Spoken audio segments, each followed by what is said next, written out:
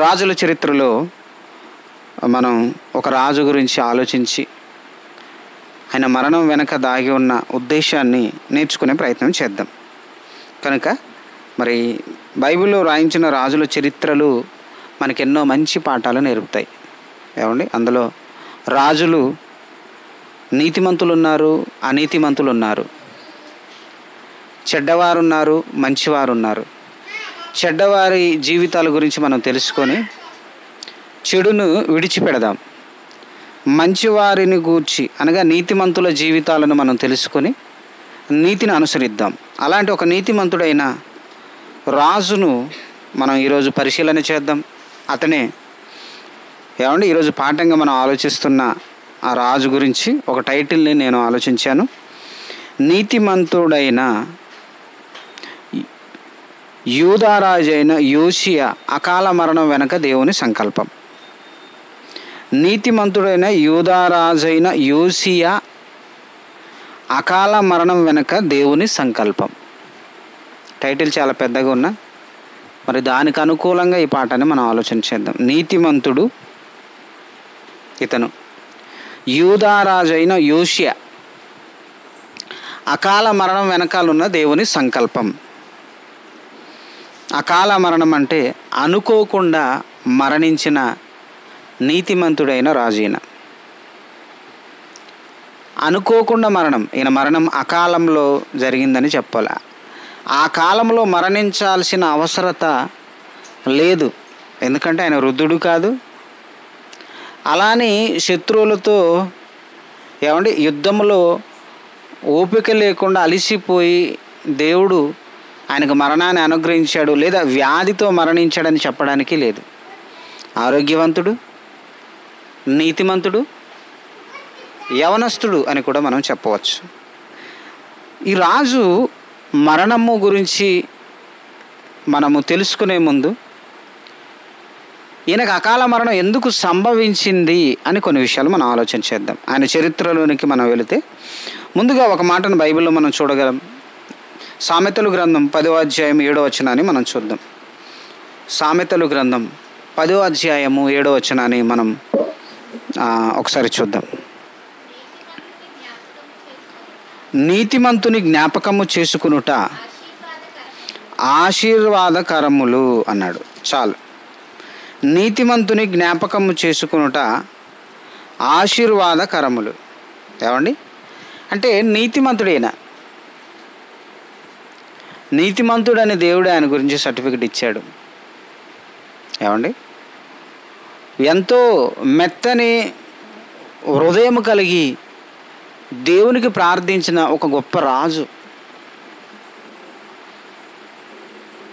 అందుకని ఆయన కోసము ఆలోచించాలనే దేవుడు చరిత్రలో ఆయనను గూర్చి కొన్ని పేజీలు దేవుడు వ్రాయించి మన ముందుకు తీసుకుని వచ్చాడు.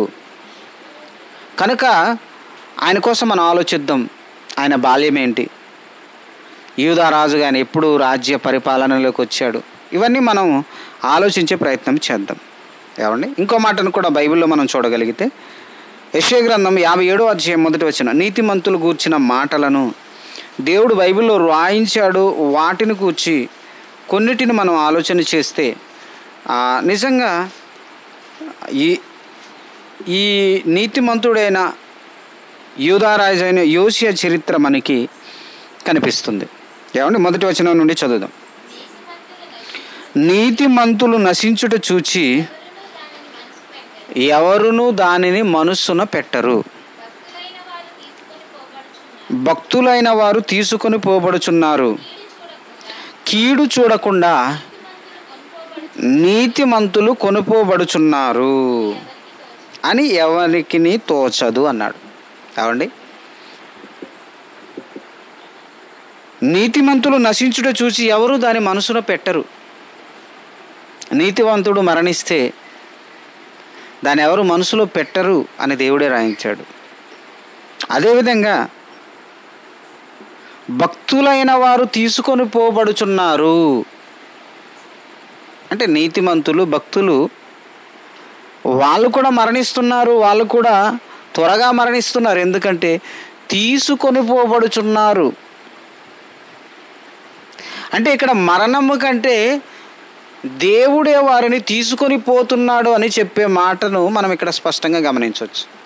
మరణించి వెళ్ళిపోయాడండి అనడం కంటే దేవుడే నీతిమంతుల్ని తీసుకుపోతున్నాడు అన్నది మనకి ఇక్కడ కనిపిస్తుంది. ఇంకో మాట, కీడు చూడకుండా నీతిమంతులు కొనిపోబడుచున్నారని ఎవనికి తోచదు.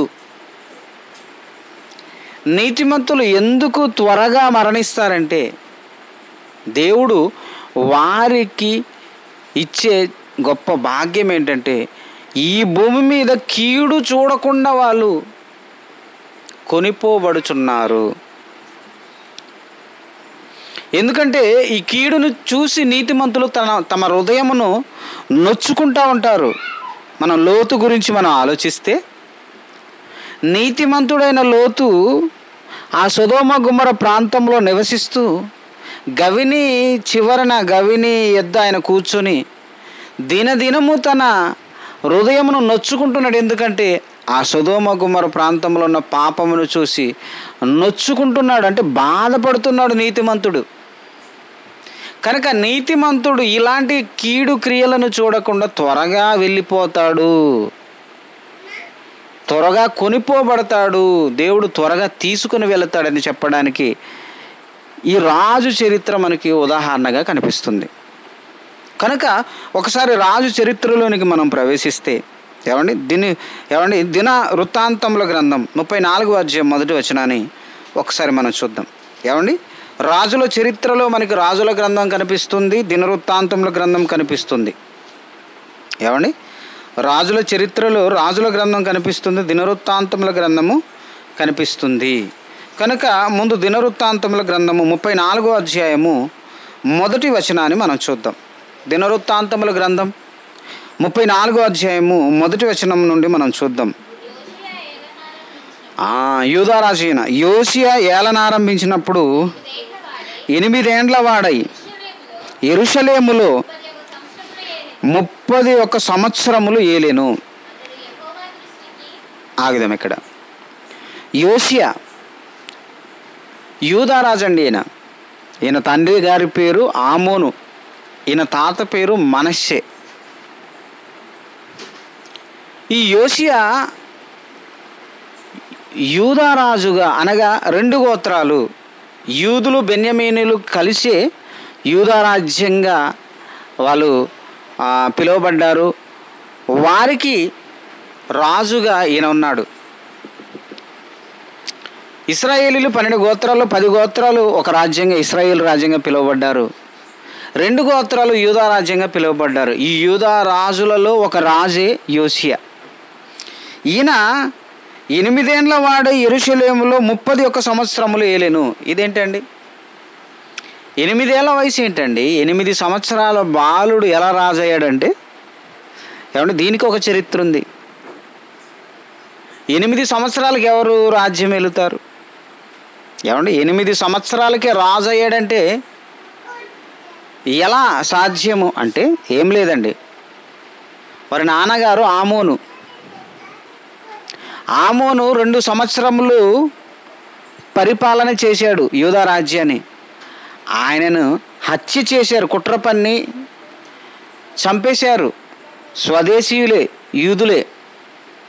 చంపేసిన తర్వాత మరి ఆయన వంశంలో ఆయనే రాజు కావాలి. కాబట్టి రాజు కుమారుడుగా ఉంటున్న ఈ యోషియా 8 ఏళ్ల వయసులో ఉన్నాడు. అప్పుడే ఆయనకి పట్టాభిషేకము చేశారు. అనగా 8 ఏళ్ల వయసులో రాజు కావడానికి కారణం వాళ్ళ నాన్నగారు రాజుగా పరిపాలన చేస్తున్నప్పుడు కుట్ర చేసి కొంతమంది స్వదేశీయులే వీళ్ళ నాన్నగారిని చంపేశారు. అతని పేరే ఆమోను. ఈ ఆమోను మరణం తర్వాత సడన్గా రాజ్యంలోనికి రాజుగా 8 ఏళ్ల బాలుడుగా ఉన్నప్పుడే రాజయ్యాడండి. మరి 8 ఏళ్ల వయసులో ఏమి పరిపాలన చేస్తాడంటే చేశాడండి. చదువుదాం ఆయన గురించి రాయబడిన మాట. 2వ వచనం. అతడు యెహోవా దృష్టికి నీతిని అనుసరించుచు కుడికైనను ఎడమకైనను తిరగక తొలగకుండా తన పితరుడైన దావీదు చూపిన ప్రవర్తనకు సరిగా ప్రవర్తించెను. ఏమండి, ఎంత మంచివాడో చూడండి. తన పితరుడైన దావీదు ప్రవర్తించిన ప్రవర్తనకు సరిగా ప్రవర్తించాడట. పితరుడైన దావీదు ప్రవర్తన ఎలాగుందో అలాగూ ఈయన ప్రవర్తన ఉందని దేవుడే రాయించాడండి. ఎప్పుడు ఇది? బాలుడుగా ఉన్నప్పుడే. తర్వాత చదవండి, కంటిన్యూ చదవండి. తన ఏలుబడి యందు 8వ సంవత్సరమున తానింకా బాలుడై ఉండగానే. ఏమండి, తన ఏలుబడి యందు 8వ సంవత్సరమున అంటే ఈయన 8 ఏళ్ల వయసులో రాజయ్యాడండి. తన ఏలుబడిలో 8 అన్నాడు అంటే 16 సంవత్సరాలకే అని చెప్పొచ్చు. 16 సంవత్సరాలకే తన పితరుడైన దావీదు యొక్క దేవుని యొద్ద విచారించుట పూనుకొనిన వాడై. అంటే దావీదు ఎలాగైతే ఏ విషయానైనా దేవుని యొద్ద విచారించి, ప్రవక్తల ద్వారా విచారించి జరిగించేవాడు.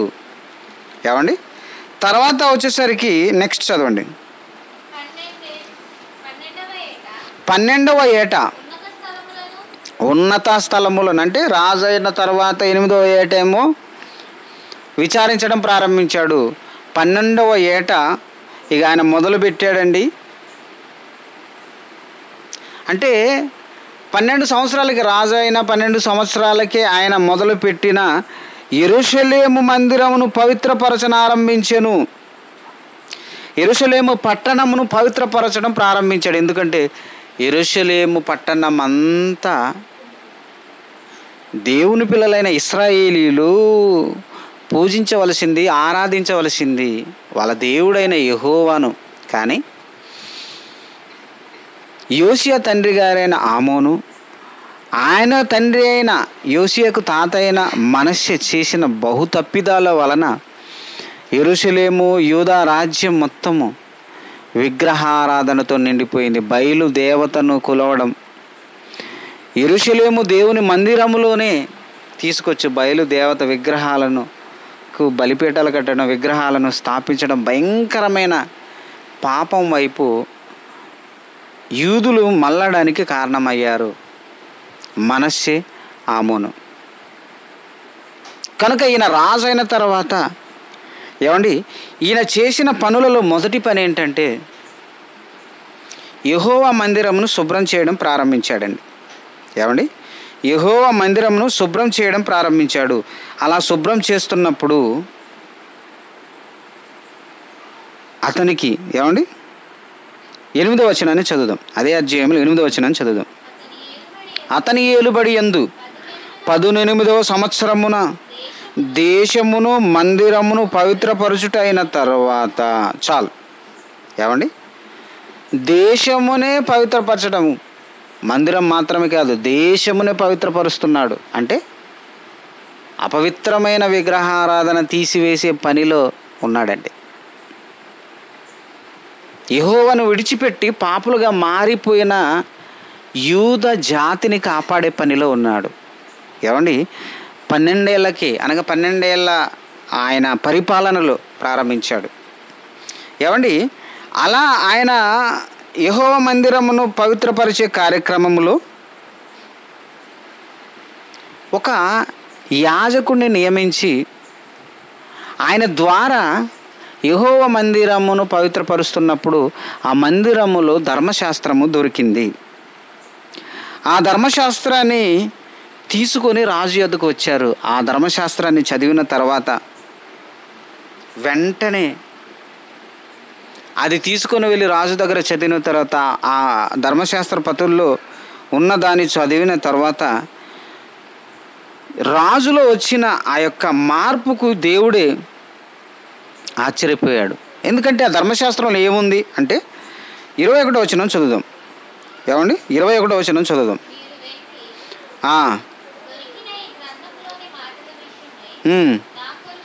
మీరు వెళ్ళి దొరికిన గ్రంథంలోని మాటల విషయమే నా కొరకును ఇశ్రాయేలు యూదా వారిలో శేషించిన ఉన్నవారి కొరకు యెహోవా యొద్ద విచారణ చెయ్యుడి.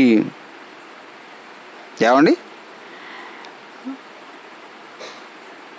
18వ వచనం చదువుదాం. మరియు యాజకుడైన హిల్కియా నాకొక గ్రంథము ఇచ్చెనని రాజు ఎదుట మనవి చేసుకొని శాస్త్రియగు షాపాను రాజు సముఖమందు దాన్ని చదివి వినిపించెను. అతడు ధర్మశాస్త్రం మాటలు చదివి వినిపించగా రాజు విని తన వస్త్రములు చింపుకొని హిల్కియాకును అంటే వస్త్రము చింపుకొని, ఎందుకు అంటే ధర్మశాస్త్ర గ్రంథములో రాయబడిన మాటల ప్రకారం చూస్తే యూదా మీద యెరూషలేము మీద యెహోవా కోపము రగులుతున్నదని ఆయనకు అర్థమైపోయిందండి. యూదా మీద యెరూషలేము మీద యెహోవా కోపము రగులుతున్నదని అతనికి అర్థమైంది. అర్థమైన తర్వాత ఆయన బాధపడుతూ ఏమండి ఆ మాటను మనం చూస్తే బాధపడుతూ ఎంతో ఆవేదన చెందిన వాడైన యోషియా ఏమండి ఇప్పుడు నేను ఏం చేయాలి? ఎందుకంటే ఆ రాయబడిన దాని ప్రకారము ఏమండి దేవుని కోపము బహుగా ఇశ్రాయేలీల మీద ఉంది.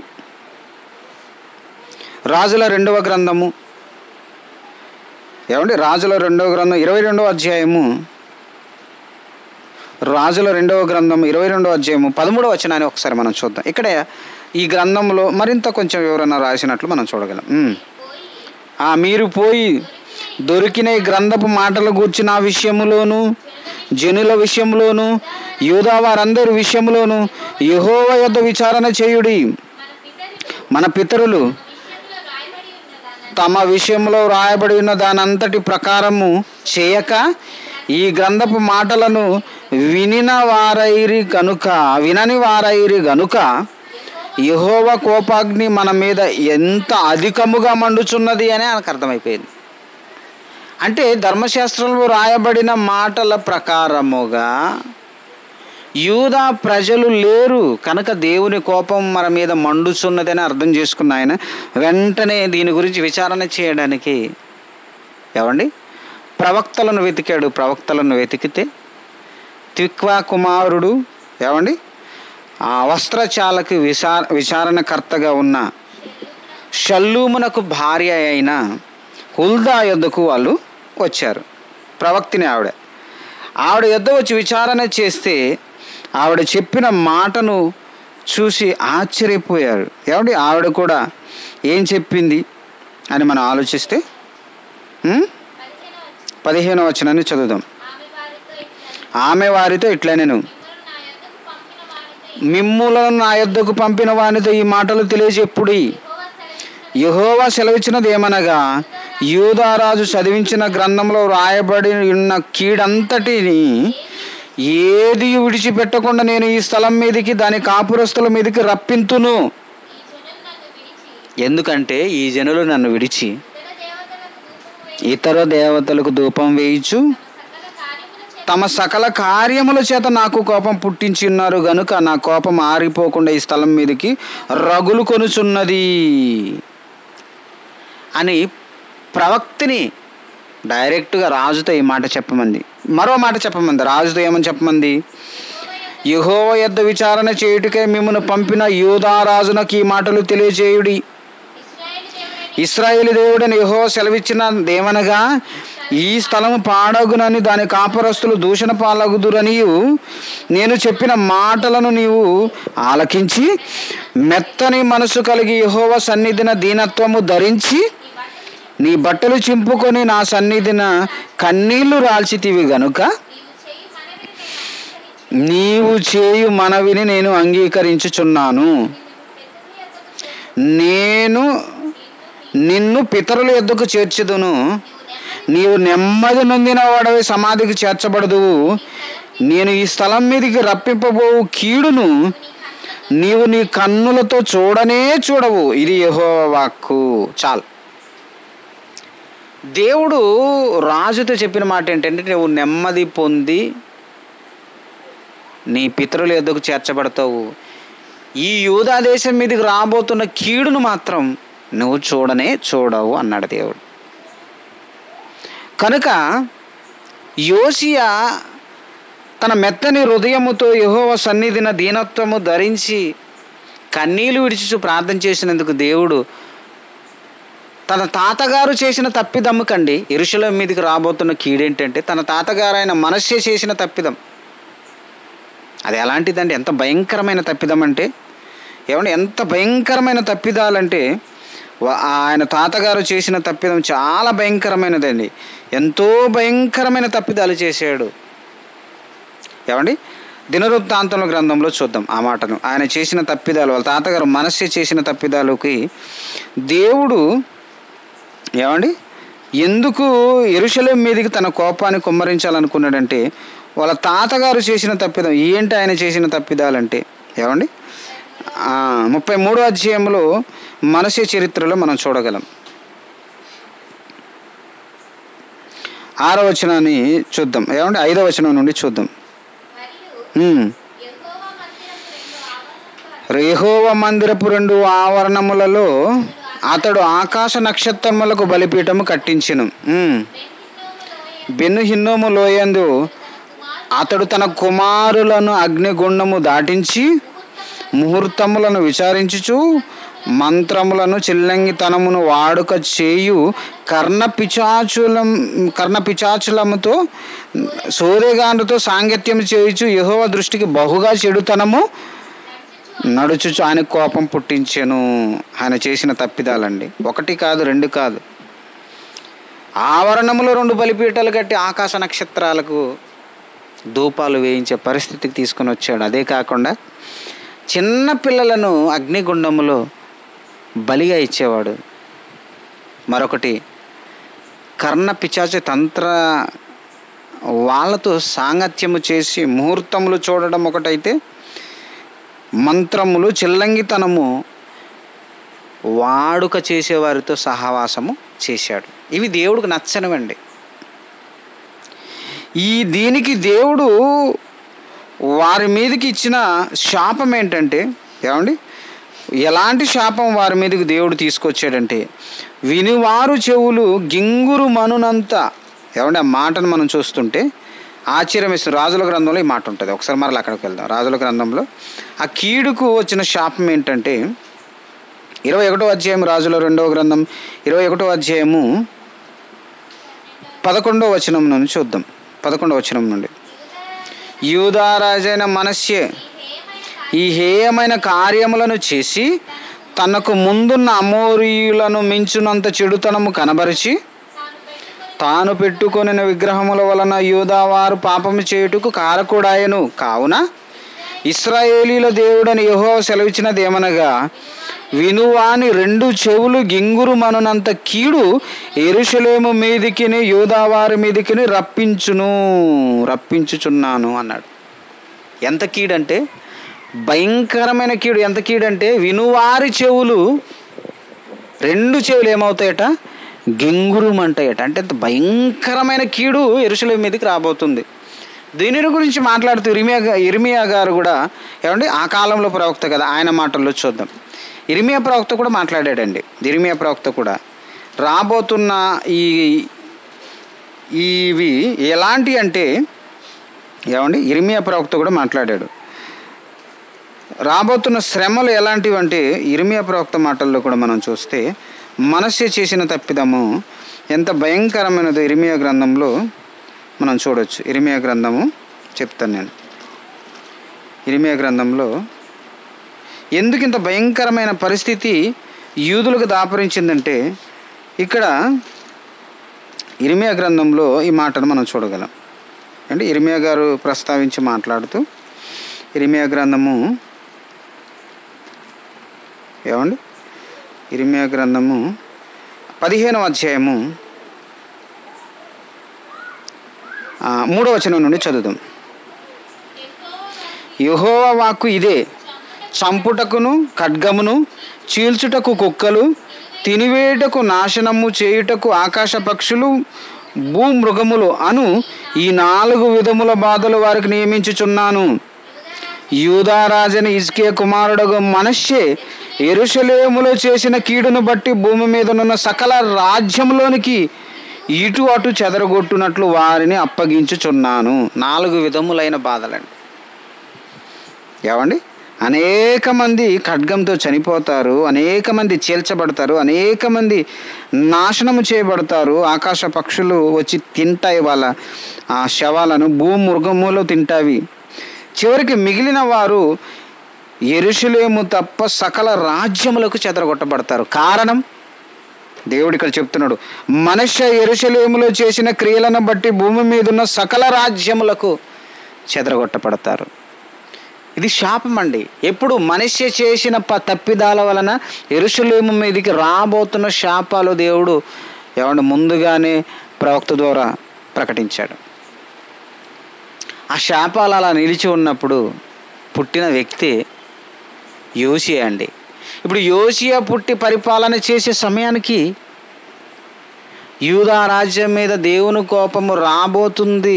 ఆ సమయంలో యోషియా రాజుగా ఉన్నాడు. ఈయన చూస్తే నీతిమంతుడు, ఈయన ఏమో మెత్తని హృదయం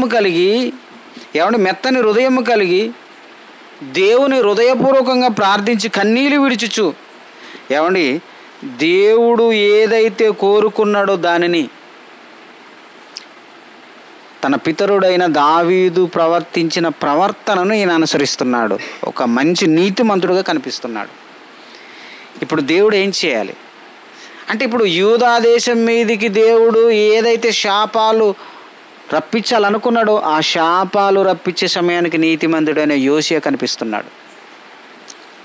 ఎంత నీతిమంతుడో! ఇప్పుడు ఇంతసేపు మనుష్య చేసిన తప్పిదాలు మనం చూసాము. ఇప్పుడు యూదా రాజైన యోషియా చేసిన గొప్ప పనులను మనం చూస్తే ఆయన చేసిన పనులను మనం చూస్తే ఆయన ఏం చేశాడంటే, ఇందాక చూసాం కదా, యెహోవా మందిరాన్ని పవిత్రపరచడమే కాకుండా, యెరూషలేము దేశమే కాకుండా మనష్షే, ఎఫ్రాయిము, మన్యం ఆ ప్రాంతాలలో ఉన్న విగ్రహారాధనకు సంబంధించిన ప్రతి బలిపీఠమును ఆయన ఏం చేశాడంటే పగలగొట్టి ప్రజలందరినీ యెహోవా వైపు తిప్పాడు. ఒకసారి ఆ మాటను చూస్తే ఆశ్చర్యపోతాం. 34వ అధ్యాయము 33వ వచనాన్ని చదువుదాం. 34వ అధ్యాయం 33వ వచనం. మరియు యోషియా ఇశ్రాయేలీయులకు చెందిన దేశములన్నిటిలో నుండి హేయమైన విగ్రహములన్నిటినీ తీసివేసి ఇశ్రాయేలీయులందరూ తమ దేవుడని యెహోవాను సేవించున్నట్లు చేసెను. అతని దినములన్నీ వారు తమ పితరుల దేవుడని యెహోవాను అనుసరించుట మానలేదు. ఎంత మంచివాడండి! ఏమైనా విగ్రహాలను తీసివేసి ఊరుకోవడమే కాకుండా, ప్రతి ఒక్కరి హృదయమును దేవుని వైపు త్రిప్పడమే కాకుండా, ఆయన ఉన్నంతకాలం ఇశ్రాయేలీయులందరూ దేవుడని యెహోవాను అనుసరించుట మానలేదు. అందరూ, యోషియా మాత్రమే కాదు, అందరూ. తర్వాత ధర్మశాస్త్రములో ఉన్న పస్కా పండగను కూడా ఆచరించారండి. ధర్మశాస్త్రంలో ఉన్న పస్కా పండగను ఆచరించారు. వాళ్ళు ఆచరించిన విధానాన్ని చూస్తే దేవుడు రాయించిన మాటను మనం చూద్దాం. 35వ అధ్యాయం 18వ వచనం. పస్కా పండగ ఎంత అయిపోయింది, ఎంత ఘనంగా జరిగిందో దేవుడు రాయించిన మాటను మనం చూస్తే 18వ వచనం చదువుదాం. 17 నుండి చదివితే బాగుంటుంది. అక్కడనున్న ఇశ్రాయేలీలు ఆ కాలమందు పస్కాను, పులియని రొట్టెల పండగను 7 దినములు ఆచరించిరి. దాని గురించి మాట్లాడుతూ, ప్రవక్తయగు సమూయేలు దినములు మొదలుకొని ఇశ్రాయేలీలలో పస్కా పండగ అంత ఘనముగా ఆచరింపబడి ఉండలేదు. సమూయేలు ప్రవక్త ఎప్పటి వాడండి? దావీదు రాజు కాక ముందటివాడు. అంటే మొట్టమొదటి రాజైన సౌలు కాలము నాటి సమూయేలు ప్రవక్త ఉన్న కాలం మొదలుకొని యోషియా కాలం వరకు ఇంత ఘనముగా పస్కాను ఆచరించలేదట. అంటే దావీదును కూడా దాటిపోయాడని చెప్పొచ్చు ఒక విధంగా. ఎందుకంటే ఇంత సమూయేలు కాలము మొదలుకొని యోషియా కాలం వరకు, అందుకే దావీదుతో సరైన వాడుగా మాట్లాడాడు దేవుడు. దావీదు అనుసరించిన విధముగా మెత్తని మనసు కలిగి యెహోవాను సరిగా అనుసరించాడు అంటాడు. అంటే ఎంత ఘనముగా పస్కా పండుగను ఆచరించారో మనం చూడగలం. ఏమండి, అంత గొప్పగా ఆచరించిన నీతిమంతుడండి. పస్కాను గొప్పగా ఆచరించాడు. అంటే పస్కా ఆచరించడం అంటే మామూలు విషయం కాదు. పస్కా పండుగను 7 దినములు ఆచరించాలి, పులియని రొట్టెలతో ఆచరించాలి. ఏమండి, యెహోవాకు బలి, హోమములు, నైవేద్యములు ఆచరించాలి. ప్రజలందరూ రావాలి, ఎవ్వరు కూడా తప్పిదం చేయకూడదు. ఆ కాలంలో, యోషియా కాలంలో ఉన్న ప్రజలందరూ కూడా హృదయపూర్వకంగా పస్కాను ఆచరించారట. ఒక రాజ్యంలో రాజు అంత గొప్పగా ఉంటే ప్రజలు కూడా అలానే ఉంటారండి. ఇంకేం చేశాడు మనం ఆలోచిస్తే, ఇంకేం చేశాడంటే ఏమండి, 34వ అధ్యాయంలో 31వ వచనం చదువుదాం. ఏం చేశాడు అని చెప్తున్నాడు. 34వ వచనం. పిమ్మట రాజు తన స్థలమందు నిలబడి, నేను యెహోవాను అనుసరించుచు ఆయన ఇచ్చిన ఆజ్ఞలను, శాసనములను, కట్టడలను పూర్ణ మనసుతో, పూర్ణ హృదయముతో గైకొనుచు ఈ గ్రంథమందు రాయబడిన నిబంధన మాటల ప్రకారము ప్రవర్తించుదునని యెహోవా సన్నిధిన నిబంధన చేసుకొనెను. అంటే ప్రామిస్ చేశాడు. రాజే నిలబడి దేవుని సన్నిధిన ప్రమాణం చేశాడు. ఇంకా రాజే చేసినప్పుడు ప్రజలు ఏం చేస్తారు? ప్రజలందరూ కూడా ప్రమాణం చేశారట. ఎంత మంచివాడండి రాజు. నీతిమంతుడు యోషియా యెహోవా సన్నిధిన నిబంధన చేశాడు, అలాగనే బ్రతికాడు. ఇది ఆయన చరిత్ర. మరి ఇలాంటి మంచి రాజు ఎలా మరణించాడో మనం చూడగలిగితే ఏమండి, ఒక విధంగా ఆశ్చర్యం వేస్తుంది మనకి. 35వ అధ్యాయము 20వ వచనాన్ని మనం చదువుదాం. 35వ అధ్యాయం 20వ వచనం. ఇది అంతయు, ఏదంతయు పైన పస్కా పండుగ ఆచరించడం, గొప్పగా ఆచరించారు. ఏమండి, తర్వాత యెహోవా మందిరం శుభ్రం చేశారు. ఆయన గొప్ప పరిపాలన అనుగ్రహిస్తున్న ఇదంతా అయిపోయిన తర్వాత ఆయన మరణ చివరి దశలో, అంటే మరణం అంటే వృద్ధుడని కాదు, ఆయనకు మరణం సంభవించే సమయంలో ఇదంతయు అయిపోయిన తర్వాత యోషియా మందిరమును సిద్ధపరిచినప్పుడు ఐగుప్తు రాజైన నెకో, ఫరో నెకో ఆయన పేరు, నెకో యూఫ్రటీసు నది యొద్దనున్న కర్కెమిష మీదికి దండె ఎత్తి వెళ్ళుచుండగా, ఏమండి, ఐగుప్తు రాజు దక్షిణ భాగంలో ఉన్న, ఏమంటే యెరూషలేముకు దక్షిణ భాగంలో ఉన్నదండి, కింద భాగంలో. ఐగుప్తు రాజైన ఫరో నెకో యూఫ్రటీసు నది యొద్ద నున్న కర్కెమిష మీదికి దండెత్తి వెళ్ళుచుండగా, అక్కడ కర్కెమిష అనే ఒక రాజ్యం ఉంది, దాని మీదకి దండెత్తుతున్నాడు. ఎవరు? ఫరో నెకో, ఐగుప్తు రాజు. ఈయన మీదకి రావట్లేదు. కానీ యోషియా ఏం చేశాడు? చదవమ్మా. యోషియా అతని మీదికి బయలుదేరెను. ఎవరి మీదకి? ఫరో నెకో మీదకి. అప్పుడేం జరిగింది? అయితే రాజైన నెకో, ఏమంటే ఆయన మంచిగా రాయబారులను పంపించి, నువ్వు నాకు శత్రువు కాదు, నేను నీకు శత్రువును కాదు, నా మీదకి ఎందుకు వస్తున్నావు అని, ఏమండి, దేవుడు ఆపే ప్రయత్నమే చేశాడు. ఎందుకంటే ఆయన మీదకి వెళ్తే చంపబడతాడు. ఏమండి, అది దేవుడే ఆపినట్లు మనం చూడగలం. ఏమంటే 22వ వచనం చదవండి.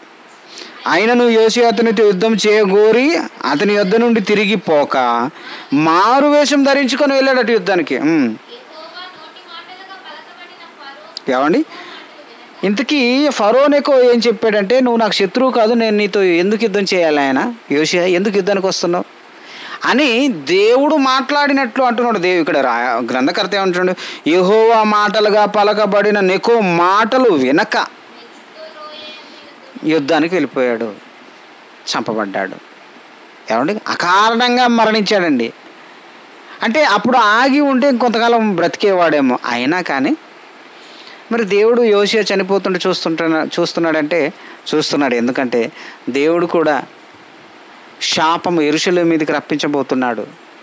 ఆ శాపము కన్నులారా నీతిమంతుడు చూడకూడదు. కనుక నీతిమంతుడని యోషియాని తీసుకువెళ్ళడానికి చక్కటి అవకాశం దేవుడికి. ఏమండి, యెరూషలేము మీదకి యుద్ధానికి రాలేదు. ఫరో నెకో కర్కెమిష మీదకి వెళ్తున్నాడు. వెళుతున్న ఆయనతో యుద్ధానికి యోషియా వెళ్ళాడు. అక్కడే చంపబడ్డాడు. ఏమంటే అది కూడా మళ్ళీ ఫరోనెకు చంపలేదండి. ఎవరో బాణం వేస్తే ఆ బాణం మారు విషయంలో ఈయన యుద్ధానికి వెళ్ళాడట. ఎవరో బాణం వేస్తే ఆ బాణం వచ్చి మళ్ళీ ఈయనకే తగిలిందట, గాయమైందని నన్ను తిరిగి రాజ్యానికి తీసుకెళ్ళానంటే రాజ్యానికి తీసుకొచ్చారు, అంతలోపు చనిపోయాడు. అకాల మరణం. ఏమండి, అకాల మరణం అనమాట. అలా మరణించాడు. మరణించిన తర్వాత ఆయన్ని సమాధిలో పాతిపెట్టారు. మనకు అనిపిస్తుంది ఇంత నీతిమంతుడు ఎందుకండి? ఏమంటే 39వ వయసులోనే చనిపోయాడు, 40 కూడా దాటలేదు. 8వ సంవత్సరంలో రాజు అయ్యాడు, 31 సంవత్సరాలు పరిపాలన చేశాడు, 40 సంవత్సరాలు కూడా నిండలేదు. యవనస్తుడు, నీతిమంతుడు, దావీదు మనసు కలిగిన వాడు.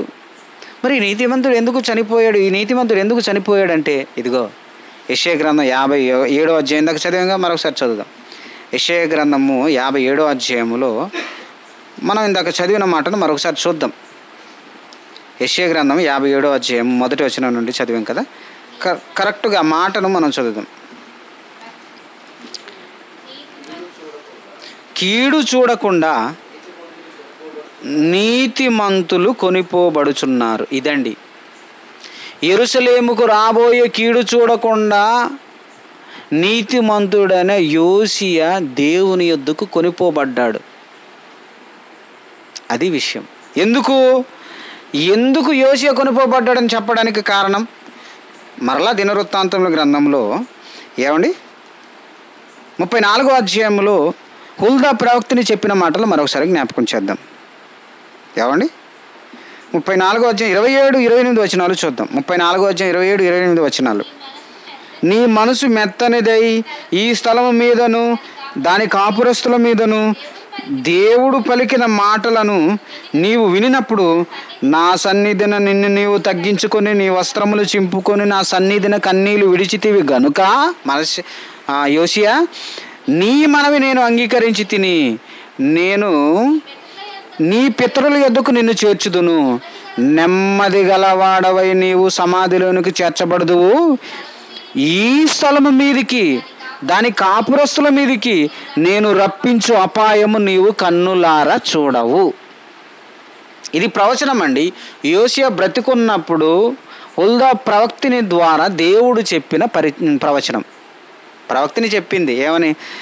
ఈ దేశం మీదికి, ఈ స్థలము మీదికి, ఈ కాపురస్తుల మీదికి నేను రప్పించు అపాయము నీవు కన్నులారా చూడవు. అంటే అపాయం జరుగుతున్నప్పుడు నువ్వు ఉండవు, అంటే అంతకుముందే కొనిపోబడతాడు అన్నమాట. కనుక యోషియా మరణం వెనకాల అదే కదండి, నీతిమంతుడైన యోషియా అకాల మరణం వెనకాల దేవుని సంకల్పం ఏంటో తెలుసా? ఇదేనండి ఆన్సర్. ఇదే మాటను రాజుల గ్రంథంలో కూడా రాయించింది. మనం చూద్దాం. 22వ అధ్యాయం 20వ వచనం చదువుదాం. మరలా ఇందాక చదివాం, మరొకసారి చదువుదాం. 22వ అధ్యాయం 20వ వచనం. 22వ అధ్యాయం 20వ వచనాన్ని మనం చూస్తే, నేను నిన్ను నీ పితరుల యొద్దకు చేర్చెదను, నీవు నెమ్మది నొందిన వాడవై సమాధికి చేర్చబడదు. నేను ఈ స్థలము మీదకి రప్పింపబోవు కీడును నీవు నీ కన్నులతో చూడనే చూడవు. ఇది యెహోవా వాక్కు. అంటే ఈ స్థలము మీదికి రాబోతున్న కీడు కన్నులతో చూడకూడదు. ఎందుకంటే ఈయనుంటే ఈయన కూడా కీడు అనుభవించాలి కదా నీతిమంతుడు. కనుక దేవుడు యోషియాను త్వరగా తీసుకుని వెళ్ళాడు అని వాక్య ప్రకారం మనం చెప్పవచ్చు. యోషియా అకాల మరణం వెనకాల దేవుని సంకల్పం అండి. నీతిమంతుడైన యోషియా, మెత్తని హృదయం కలిగిన యోషియా, యెహోవాతో నిబంధన చేసుకున్న యోషియా, ధర్మశాస్త్ర ప్రకారం నేను అనుసరిస్తానని ఒక రాజుగా వచ్చి నిబంధన చేసి ఆయన బ్రతికున్నంతకాలము ప్రజలందరూ యెహోవాను అనుసరించి నడుస్తూనే ఉండగలిగేటట్లు చేసిన యోషియా అకాల మరణం వెనకాల కీడు చూడకుండా ఆయన వెళ్ళిపోవాలి. ఆ ప్రవచన నెరవేర్పులో భాగమే యోషియా ముందుగా మరణించినట్లు మనం చూడగలం. అకాల మరణం ఎందుకు జరిగిందంటే నీతిమంతుడు కీడు చూడకూడదు. ఏమండి, తర్వాత నెక్స్ట్ ఈయన కుమారుడు రాజు అవుతాడండి. ఆయన పేరే షల్లూము లేదా యెహోయాహాజు. ఈయన మరణం తర్వాత ఈయన కుమారుడు రాజు అవుతాడండి. 3 నెలలు పరిపాలిస్తాడండి. 3 నెలలు. 3 నెలల తర్వాత యెరూషలేము మీదకి ఫరోనెకో ఐగుప్తు రాజు వచ్చి ఈ యెహోయాహాజును బంధించి తీసుకుని ఐగుప్తుకు వెళతాడు. ఈయన తమ్ముడైన యెహోయాకీమును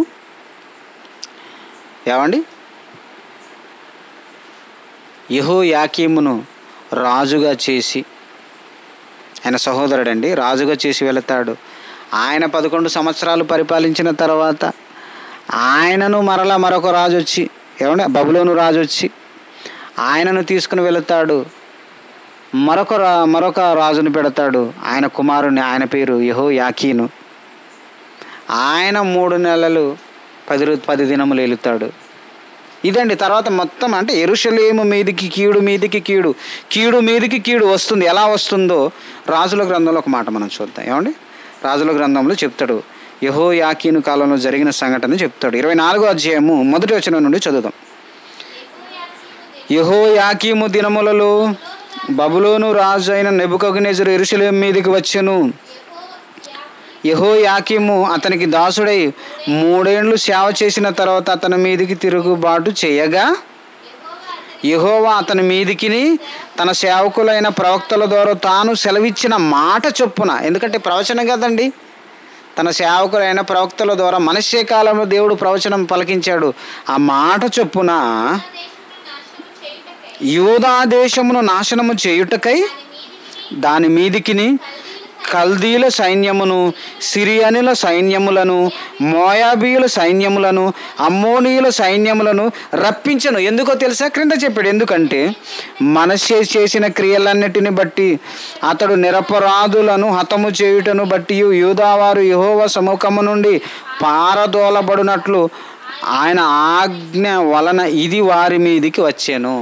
అంటే మనష్షే ఎవరు? యోషియాకు తాతగారండి. వాళ్ళ తాతగారు చేసిన తప్పిదముకు దేవుడు ఇచ్చిన శాపములు నెరవేరాలి. నెరవేరే సమయానికి యోషియా ఉన్నాడు కనుక దేవుడు యోషియాను త్వరగా తీసుకుని వెళ్ళాడు.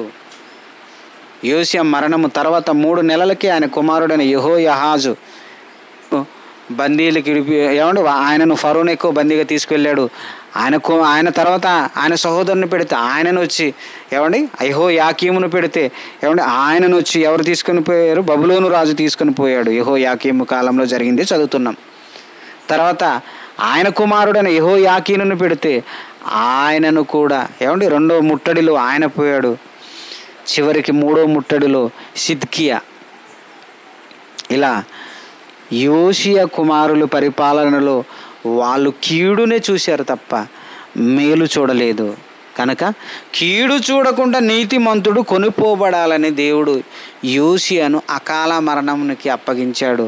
ఒక విధంగా చెప్పాలంటే అకాల మరణం కంటే త్వరగా యోషియాను దేవుడు తీసుకొని పోయాడు.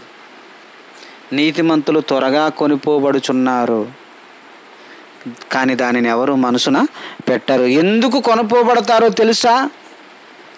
కీడు చూడకుండా నీతిమంతులు త్వరగా కొనిపోబడతారు. కనుక నీతిమంతుడైన యోషియా మరణం వెనకాల దేవుని సంకల్పం ఉంది. ఆ సంకల్పం ఏంటంటే ప్రవచనమే. సంకల్పమే ప్రవచనం. ఆ ప్రవచనం ఏంటంటే, ఇదిగో అపాయము నువ్వు చూడకుండా వెళ్ళిపోతావు, యూదా దేశం మీదికి దేవుని శాపము రాబోతుంది. ఆ శాపము నువ్వు కన్నులతో చూడవు, కీడు చూడకుండా నువ్వు కొనిపోబడతావు అనే ప్రవచనం ప్రకారము కీడు రాకముందు యోషియా దేవుని యొద్దకు, పితరుల యొద్దకు చేర్చబడ్డాడు, నెమ్మది పొందుచున్నాడు. యోషియా జీవిత చరిత్రను మనం ఆలోచిస్తే నీతిమంతుడండి. యూదా దేశంను పరిపాలించిన నీతిమంతుడైన రాజు, దావీదు పరిపాలనను జ్ఞాపకం చేసిన రాజు, ప్రజలందరినీ దేవుడి వైపు నడిపించిన రాజు, ప్రజలందరికీ దేవుని గూర్చిన మాటలు తెలియజేసిన రాజు, యెహోవా మందిరమును పవిత్రపరిచిన రాజు, యూదా దేశమును పవిత్రపరిచిన రాజు. యూదానే కాదు, మనష్షే, ఎఫ్రాయిము మన్యాలను కూడా, ఆ ప్రాంతంలో ఉన్న ఇశ్రాయేలీల మన్యాలు కూడా కొన్నిటిని పవిత్రపరిచాడు. ఎంత గొప్ప పని చేసిన రాజు. పస్కాను గొప్పగా ఆచరించాడు. సమూయేలు ప్రవక్త మొదలుకొని యోషియా కాలం వరకు పస్కాను ఎంత ఘనంగా ఆచరించిన రాజు లేడని దేవుడు ఆయన గురించి మాట్లాడాడంటే ఎంత నీతిమంతుడండి. కనుక నీతిమంతుడిని జ్ఞాపకము చేసుకునటం మనకు ఆశీర్వాదకరం. ఆ నీతిమంతుడు నీతిని అనుసరించిన విధానాన్ని చూసి మనము కూడా దేవుని పట్ల నీతిని అనుసరించాలనేది దేవుని ఉద్దేశం. కనుక ఈ చరిత్రలో మనం నేర్చుకున్నది, నీతిమంతులు త్వరగా కొనుక్కోబడతారు. కారణం, కీడును చూడకుండా నీతిమంతులు కొనుక్కోబడతారు అని మనం అర్థం చేసుకోవాలని కోరుకుంటూ ఈ మాటలు ముగిస్తున్నాను. ప్రార్థన చేసుకుంటాం.